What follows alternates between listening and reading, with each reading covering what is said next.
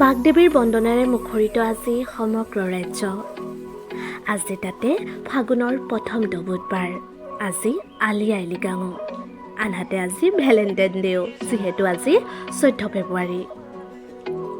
ধূলিয়ৰী বাটেৰে আহিছে ফাগুন, লৈ আহিছে এবুকু প্ৰেমৰ বতৰা।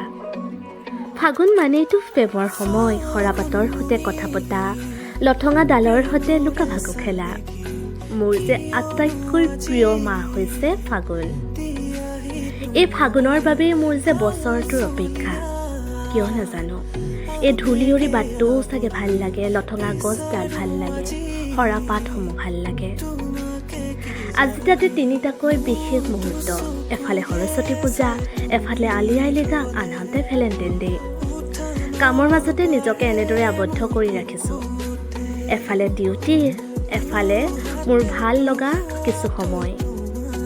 মইতো ফাগুনৰ চঞ্চল বাউলী, বতাহজাকৰ দৰে চঞ্চল মোৰ এই মন, আৰু চঞ্চলতাৰে মই সদায় আৱৰি ৰাখোঁ নিজক। বিশেষভাৱে যিহেতু সৰস্বতী পূজা, আজিৰ দিনটোতো কেনেকৈ কটালোঁ আপোনালোকক কওঁচোন। আপোনালোকে যিসকলেতো গমেই পাইছে সৰস্বতী পূজা বুলি ক'লে বিদ্যালয় মহাবিদ্যালয় সকলোতে গৈ লাইভ দিওঁগৈ, আৰু আজিও ব্যতিক্ৰম নহয়। কটন কলেজ সন্দিকৈ কলেজলৈ গৈছিলোঁ, লাইভ দিলোঁ, লগতে গুৱাহাটী প্ৰেছ ক্লাবত সোমালোঁ, খিচিৰি খালোঁ, মা সৰস্বতীৰ সেৱা ল'লোঁ, আশীষ ল'লোঁ, খুব ভাল লাগিলে। আজি যে কি ধুনীয়াকৈ ছোৱালীবোৰ আহিছিল নহয়। কাপোৰবোৰলৈ চাম নে মুখলৈ চাম, কোনফালে চাম, মুঠতে খুব ধুনীয়াকৈ আহিছিল। মই পিছে বেয়া নাপাওঁ দেই, এনেকৈ ধুনীয়াকৈ আহিলে খুব ভাল পাওঁ। তাৰপাছতে খিচিৰি খালোঁ আমি একেলগে সকলোৱে বহি এনেদৰে। তাৰপাছত খিচিৰি খোৱাৰ পাছত সকলোৱে মিলি ধেমালি কৰিলোঁ, ফটো উঠিলোঁ, ভিডিঅ' কৰিলোঁ, সেৱা কৰিলোঁ। মুঠতে আজিৰ দিনটো এনেদৰে পাৰ কৰিলোঁ।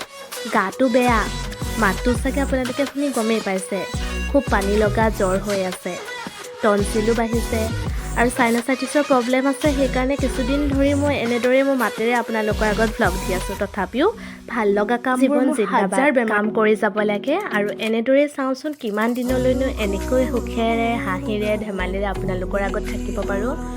জন্ম মৃত্যু কোনে ক'ত কেতিয়া হয় একো গম নাপাওঁ। তথাপিও আজিৰ দিনটো খুব ধুনীয়াকৈ পাৰ কৰিলোঁ। তাকে ভাবিলোঁ আপোনালোকৰ আগতো শ্বেয়াৰ কৰোঁ, যিহেতু মই যি কৰোঁ আপোনালোকৰ আগত দিওঁৱেই, শ্বেয়াৰ কৰোঁৱেই। আজিৰ দিনটো এনেদৰে পাৰ কৰিলোঁ, খুব ভাল লাগিল আজি। আৰু আজি খুব ধুনীয়া লাগিলে, সকলোৰে মুখত মিঠা এটি হাঁহি খুব ধুনীয়াকৈ ওলাই আহিছে। কোনোবাই নিজে আজি এমাহৰ আগত বা বছৰৰ আগত ভাবি থোৱা কাপোৰযোৰ পিন্ধিছে, কোনোবাই কালি ৰাতি হঠাৎ ডিচিশ্যন লৈছে, মাকৰ কাপোৰ পিন্ধি আহিছে।